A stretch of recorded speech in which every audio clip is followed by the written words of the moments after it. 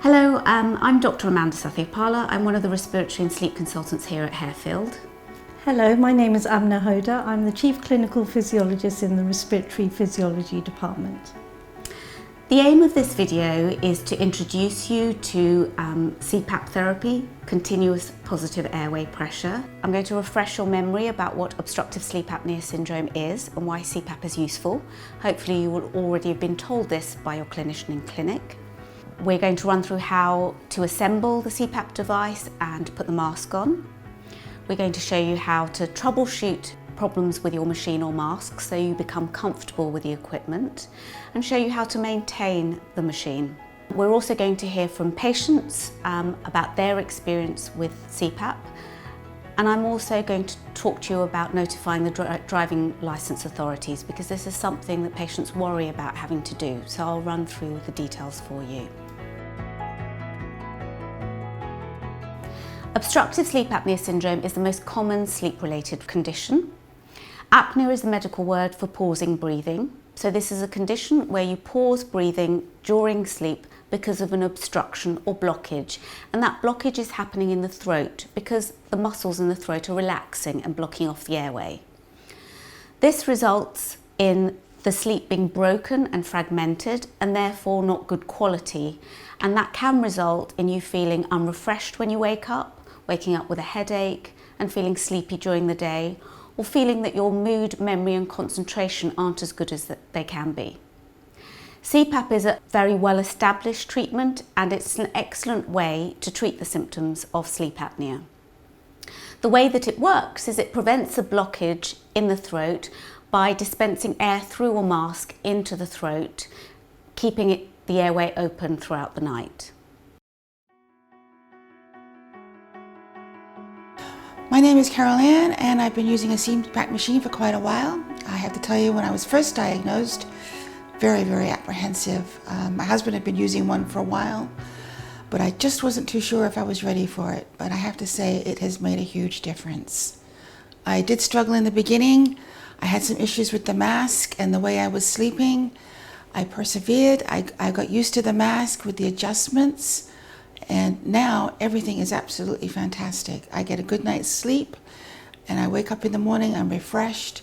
I don't find that I fall asleep now in the afternoon. I concentrate, and it has made a huge difference on my life. What I can say is, if you do have to use a CPAP, please bear with it. Its benefits are so much. You will really see a huge difference in your life.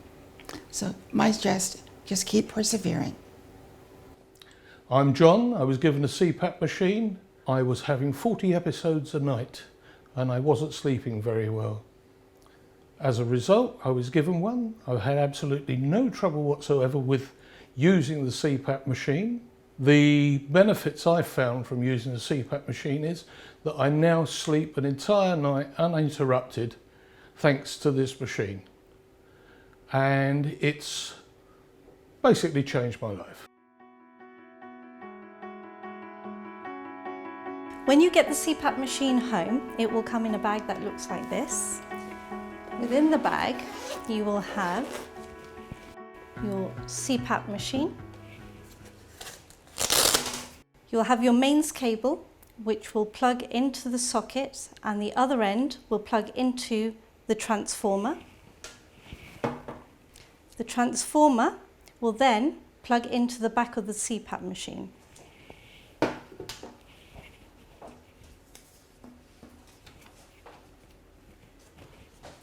You will have your hose,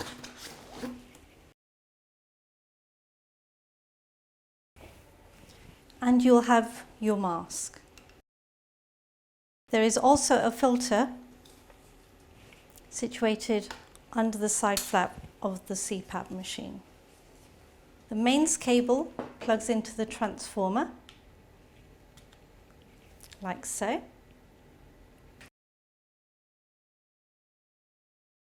The transformer plugs into the back of the CPAP machine, like so. Make sure it's pushed in firmly so it makes a connection. The hose then attaches to the back of the CPAP machine using the elbow joint. And the other end of the hose attaches to your mask. So when you first plug the CPAP machine in, the first thing that will come up on the screen is the company name, which is ResMed, followed by a split window, and then another window appears. This window is saying it's preparing a data card. There is a data card in the side of the CPAP machine, and this records your compliance data, how many hours you've used the machine. Because it's constantly recording to that card, if that card comes out, you may get an error message appear on the screen. So make sure that card is always in there. This is the home screen that you eventually get to. At the end of the day, this is the only button you are going to need to press, and it will turn the machine both on and off. When you push the button, the machine will turn on.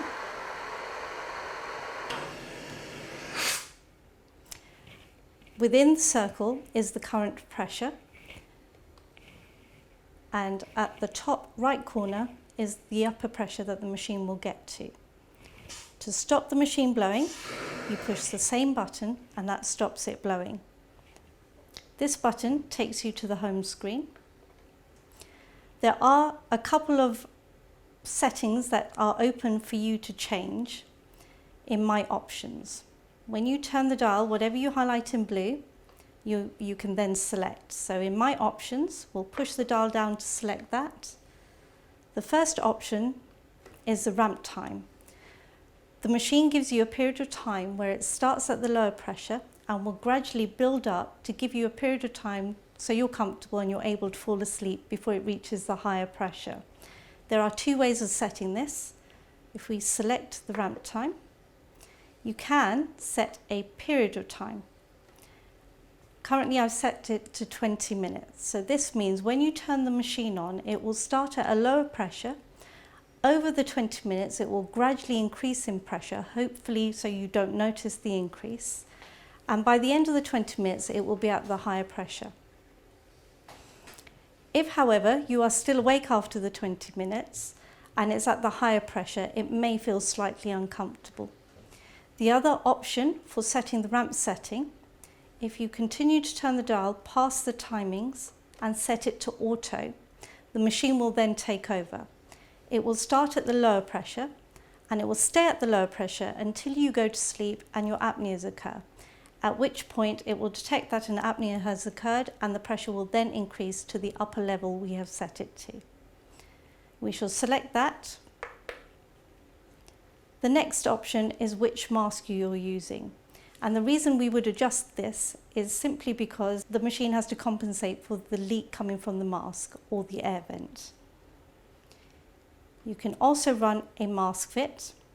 If you run this,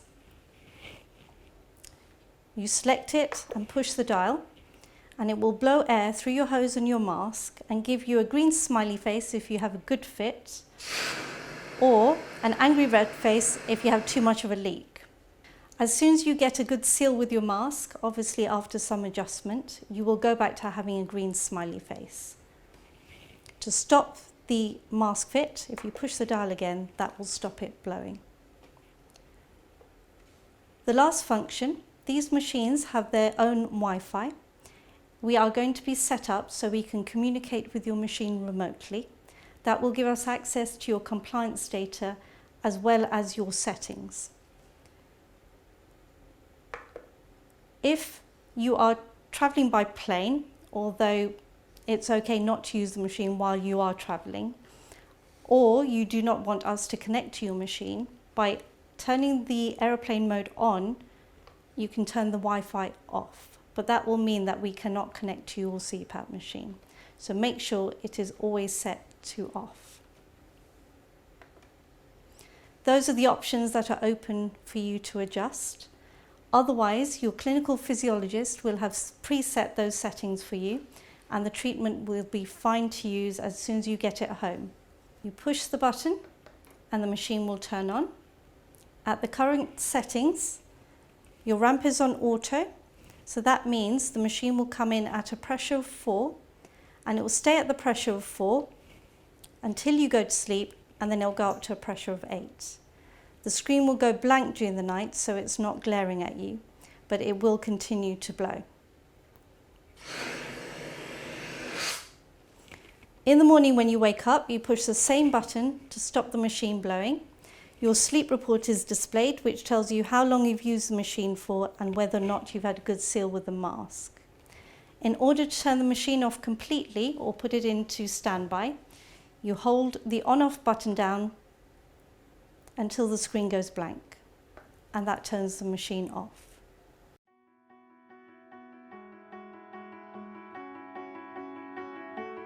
This is a standard nasal mask, and it's the most common type of mask that we use.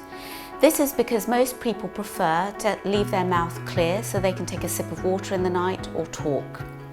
Even though most people with obstructive sleep apnea syndrome say they breathe through their mouth, provided you can breathe through your nose and you don't have any structural obstruction to your nose, such as a polyp or a deviated septum, you should be able to use a nasal mask. A nasal mask is also suitable unless you have very frequent nasal infections and colds which result in a blocked nose, or if you have very severe hay fever, this may not be the right mask for you. I'm going to put it on now, Amna, and you can help guide me if I get this wrong. So I think the easiest way to put it on and off is to unhook the mask. So I'm now going to just unhook the Velcro loop. I'm now going to put it on over my nose. That's right. If you pull the back of the strap down to the base of your head. There we are. You'll know it's in the right position because you'll have a strap above and then a strap below your ear. Now you loop it over the hook. Make sure the straps aren't twisted and the mask is in the center of your face. Is that comfortable? Yes. Okay, you can now turn the machine on. Is the mask leaking? There's the air coming through the air vent here. But nothing blowing into your eyes or leaking underneath your nose. That's a good fit. If you need to wake up and go to the loo during the night or have a sip of water, in order to remove or detach yourself from the machine, if you stop the machine blowing and pinch the grey buttons on both sides of the elbow joint and release yourself from there, and when you come back, if you clip it back in, make sure it's in the right place and creating a seal, and then turn the machine back on to start the treatment. So now we're going to show you how to put on a full face mask. This is suitable for people that can't breathe purely through their nose because of an obstruction such as polyps or septal deviation, or patients who develop nasal congestion when they're using just a nasal mask.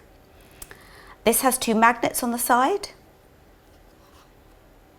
which can be released to put it on.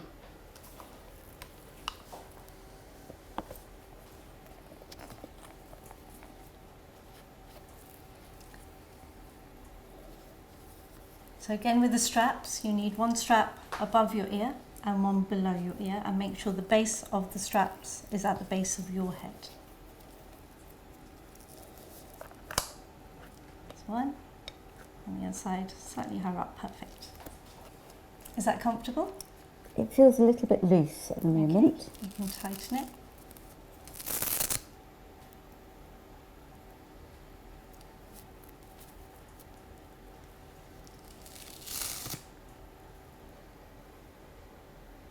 Okay.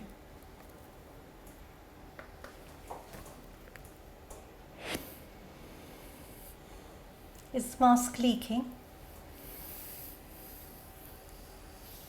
That's a perfect seal. If you need to wake up and go to the loo during the night or have a sip of water, you can detach yourself from the elbow joint. So if you turn the machine off, pinch the two clips on either side of the elbow joint and release yourself from there. If you have a straw, you could have a sip of water through that opening there. Once you've had your sip of water or come back from the bathroom, you then reattach the elbow joint. Make sure it's secure. If I want to take it off this way, I can also do this, can't I? Yes, and lift it over your head.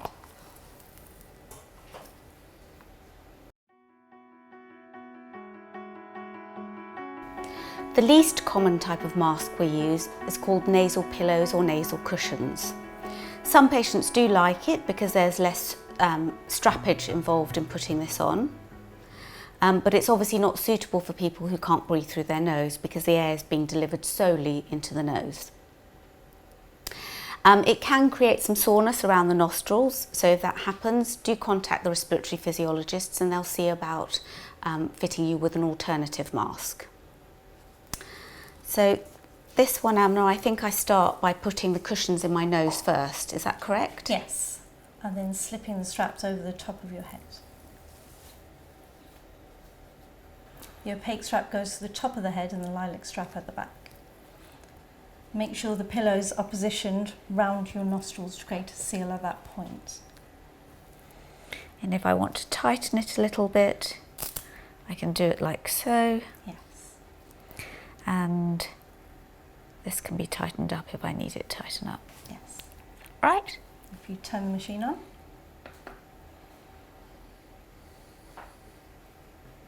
Is that leaking?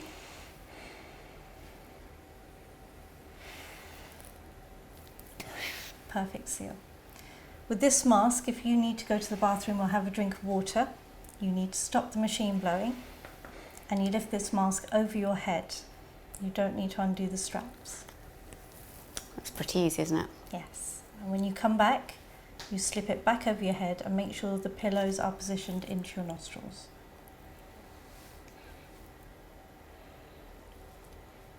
Opaque strap over the top of the head, further back. And then you turn the machine back on.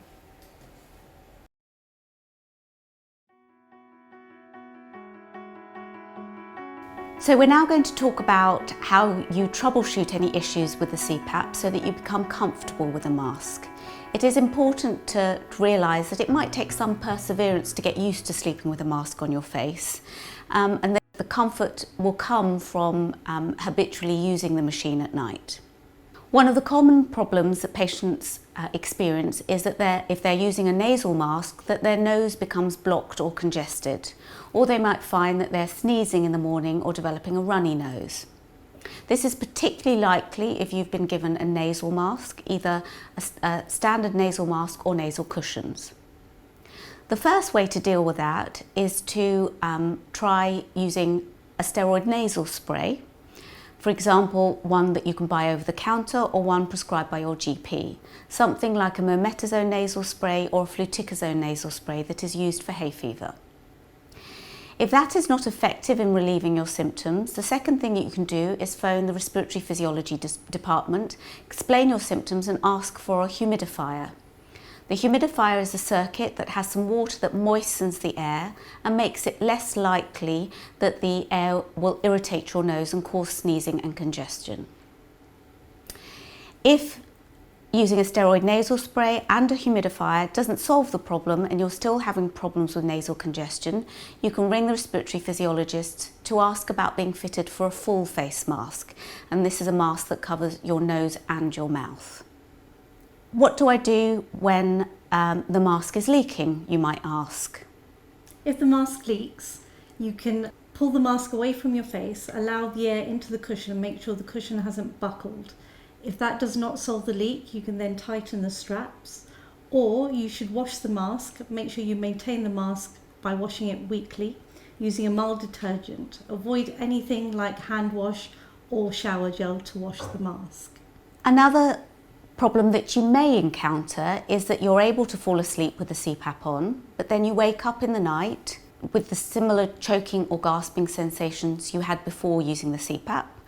Or you wake up in the morning finding that you've pulled the CPAP off and it's by the side of your bed. Or your partner may say you are still snoring when using the CPAP. These are all suggestive of the fact that the CPAP is not set at a high enough pressure. What you then need to do is ring the respiratory physiologists and they will arrange for you to bring the machine in and have the pressure increased. And they may also arrange a separate CPAP titration study where you sleep with one of our variable pressure CPAP machines, and that study will determine what exact pressure your machine should be set on. So don't be disheartened if you are finding that you've pulled the CPAP off, or you're finding that you're still waking up with the CPAP on. This may just be a sign that your pressure needs to be adjusted. Sometimes when patients put the mask on, it does feel a little bit like their breath is being taken away, and that can make some people panic. In order to overcome this, the machines have a ramp setting. The ramp will start the machine at a lower pressure and give you a period of time before it's built up to the higher pressure, hopefully allowing you to fall off to sleep before you experience that sensation and it feels too powerful. Some patients, however, actually find a ramp uncomfortable. They want to feel the sensation of the air blowing in and opening up their airway from the beginning of putting the mask on. If you feel the CPAP is uncomfortable initially, it is worth checking on your machine whether the ramp is on or off and altering it as necessary. Guidance can be provided if you phone the respiratory physiologists. So what happens if you are able to use the CPAP machine comfortably? Your respiratory physiologist has told you that the CPAP is set at the right pressure and your mask isn't leaking, but you're still having broken sleep during the night and you're still feeling sleepy during the day. It is possible that you have an additional sleep problem, and what we would like you to do, if you haven't got a clinic appointment in the next few weeks, is to contact the respiratory consultant through the secretary, and they will arrange for you to have an additional sleep study done so that it can be decided whether it might be appropriate to recommend a different type of device with your mask. So, the CPAP mask is only designed to last for a year. In order to maintain it, to keep it lasting that long and maintaining the seal, you will need to wash the mask with washing up liquid once a week. Avoid using hand wash or shower gel or baby wipes or anything along those lines. There's also a filter in the side of the CPAP machine, and that is to remove any excess dust. That will need to be changed at least 6 monthly. When it looks like it's dirty and it needs washing, please contact us for both the mask and the filter and we can post them out to you. Or if you're coming in to see the consultant, bring your CPAP machine with you and it can be serviced at that point and any replaceable parts can be replaced. So I'm now going to talk to you about informing the driving authorities about your diagnosis of obstructive sleep apnea syndrome. The clinician that saw you in clinic should tell you whether you need to inform the DVLA. Patients with moderate to severe obstructive sleep apnea syndrome with daytime sleepiness, whether or not it's in front of the wheel, need to inform the DVLA once the diagnosis has been given. Patients with mild obstructive sleep apnea syndrome need to inform the DVLA of their diagnosis if within 3 months of starting treatment they still have symptoms of sleepiness. Lots of patients say that they never feel sleepy in front of the wheel and therefore they don't understand the reason why they need to inform the DVLA. It has been shown from studies that patients with obstructive sleep apnea syndrome do less well on simulated driving tests and they have reduced reaction times. So even if you don't feel you're necessarily at risk when you're behind the wheel, there is a small additional risk until you're treated. And that has to be borne in mind and explains why the DVLA requires you to inform them of the diagnosis. The way to inform the DVLA is to either download an SL1 form from the website or call the DVLA and ask them to post your form. The information that you need to fill out on that form should all be available from your clinic letter, but essentially it asks for the severity of your sleep apnea and what sort of treatment you're being given. And if you're watching this video, you will have been given CPAP therapy. Once you've completed that information, the DVLA will often write to your clinician and ask whether it's true that you've been provided with treatment and you are undergoing surveillance. The clinician will contact you if they need any further information about how you're getting on with your treatment, but they will then complete the form on your behalf. It is very unlikely that you will have your driving licence revoked unless you are very significantly sleepy, you're not able to have any treatment or you're not responding to treatment, and in particular if you're a professional driver. The vast majority of people retain their licence without any problems. The reason that it is important that you inform the DVLA if you are told that you need to do so is if you have not done so and you were to have an accident, even if it isn't your fault, and the accident is severe enough for your medical records to be revealed, if it shows that you have obstructive sleep apnea syndrome and you haven't informed the DVLA, the insurance company may not provide you cover. So really informing the DVLA is to protect you and your insurance policy. It is of course important that you do not drive when you're sleepy for your own personal safety. So we've now told you a little bit more about obstructive sleep apnea and CPAP. We've shown you how to assemble the machine and fit the mask. We've given you the information you need to troubleshoot any problems so you become comfortable. We've also told you when you need to contact us for us to help you. If you're watching this video in hospital, you will now be fitted with a mask by a respiratory physiologist, and they will use their expertise to choose the right mask for you. After the mask has been fitted, you will have an opportunity as a group to ask questions from the physiologist. If you prefer to ask a question in private, you can stay behind at the end and ask the physiologist then. Before you leave the session today, we will give you some written information. For example, we'll give you the links to this video, so if you wish to watch this video at home when you go home, you can, and you can also show it to your partner. We'll give you some written information about the tips if you prefer to read it rather than hear it on the video. We would also like you to buddy up with at least one person in this session today who's starting CPAP, so you can provide some more informal support for each other and talk through problems. That might just help you get to using the CPAP comfortably sooner than if you didn't have a buddy.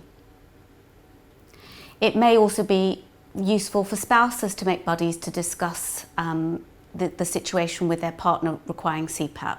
We'll leave that up to you, but support is really important, and of course we're always there to support you. You just need to reach out and contact us on the numbers given. I think the really important thing to remember is that CPAP is a very validated treatment, and there are thousands of people in the UK and across the world that are using it successfully.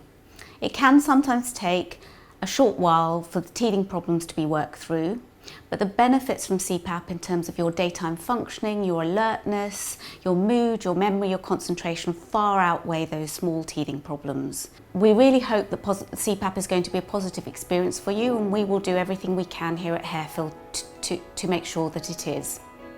Please do reach out to us if you need any help.